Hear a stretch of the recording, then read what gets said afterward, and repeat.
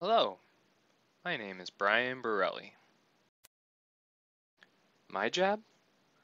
My job is to explain the instructional design model developed by Hynek, Melenda, Russell, and Smaldino.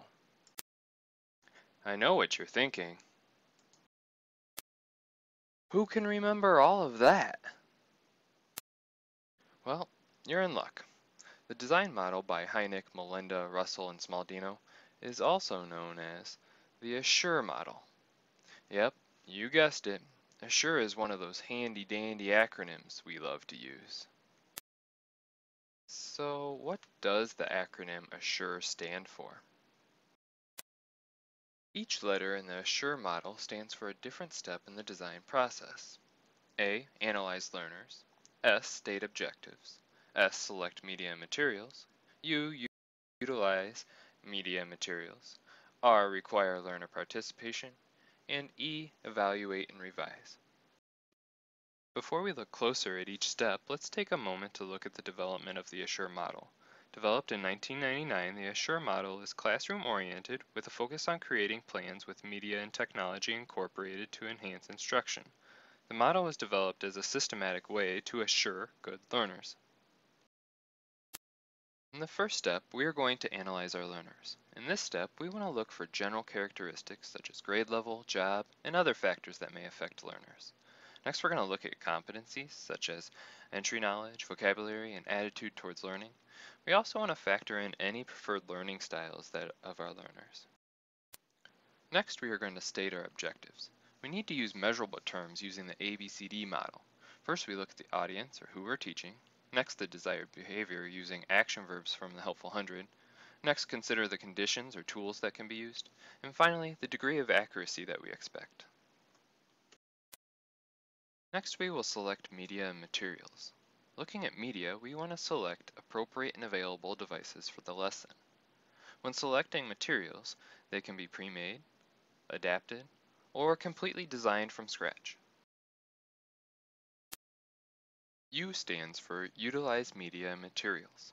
In this step, you need to determine how the selected media and materials will be used, making sure to set realistic goals based on the setting. R stands for Require Learner Participation. In this step, you look at how to engage your learners. I do want to note that Hynek, Melenda, Russell, and Smaldino view this step as highly important. During this step, you should look at how students will practice and how you will give and get feedback. The final step, Evaluate and Revise, is actually two separate steps, but that wouldn't make a nice and neat acronym, would it? In the evaluation process, you look at the total picture. Is the process feasible and the objectives obtainable? In the revise phase, you would change your plan on an as-needed basis. Now that we are familiar with each of the steps in the ASSURE model, let's look at a couple pros and cons of this instructional design model. Let's start with the pros. First, this model is student-centered, focusing on the learner. Next, while there is no diagram for this model, it is easy to remember the steps using the ASSURE acronym.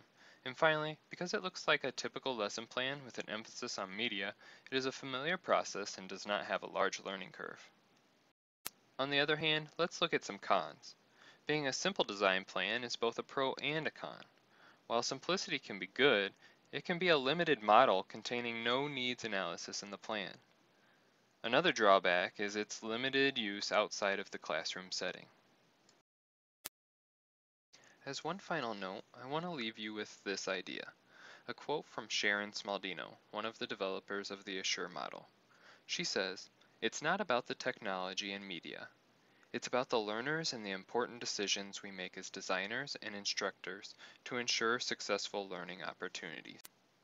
I hope you have enjoyed learning about Hynek, Melenda, Russell, and Smaldino's instructional design model known as the ASSURE model. Thanks for watching.